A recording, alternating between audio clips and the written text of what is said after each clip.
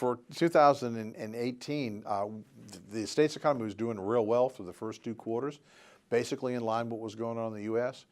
Come the third quarter, we've got a little bit of a surprise where the state's economy only grew by an annualized rate of 1%. And when you look at it, you realize, aha, that was Hurricane Florence.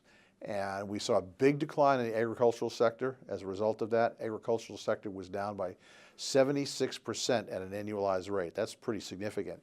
But not only did it affect the agricultural sector heavily, a lot of other sectors were marginally affected because people simply couldn't get to work because the road system was shut down for a few weeks. And so that had a bigger impact on the state's economy in that third quarter than I think anyone suspected it would have. Without just the agricultural sector decline, if it just stayed flat in the third quarter, we'd have grown by about 2.5% instead of the 1% we grew at. The good news is no more hurricanes in the fourth quarter, so we expect fourth quarter to be up pretty close to 3.5% to 4%. How you're doing in this expansion, how the economy is treating you, very much has to do with where you live and what you do, okay?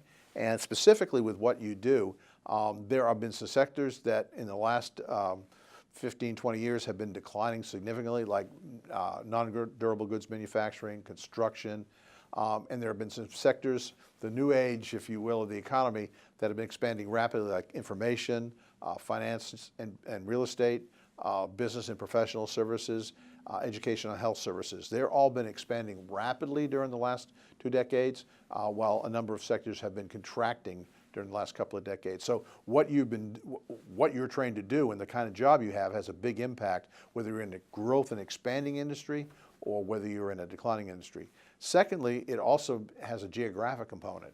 When we look at it, basically 90% of the U.S. gross domestic product growth since 2007 has been concentrated in 30 MSAs.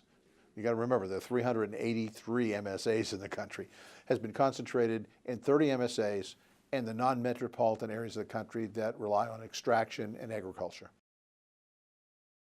Over the previous century, we saw urbanization or metropolitanization of the economy taking place during the entire 100 years. There was a pattern early on in the first 70 years through 1970 where we saw metropolitan areas increasing in population at the expense of non-metro areas. And most of the folks that were moving to the metropolitan areas were moving into the central city of that area. From 70 to 2000, what we saw, again, same thing, centralization. We saw people moving from non-metro to metro areas, but during that 30-year period, most of the population growth in the metro areas was in the rings, in the suburbs, not so much in the central cities. And in fact, you know, during the 70s and 80s, a lot of folks were thinking the central cities were dying. What we've seen since 2000 is kind of a reversal of that trend. We're going back to the early part of the 20th century where we're again seeing people moving from non-metro to metro areas, but now they're moving into the central cities again. And the suburbs are really kind of flat in terms of growth during the last 2 decades. So that's really been a change that I don't think anyone expected. I think there was an expectation that increased centralization, decreasing concentration was going to continue to occur in metro areas, and we're not seeing that.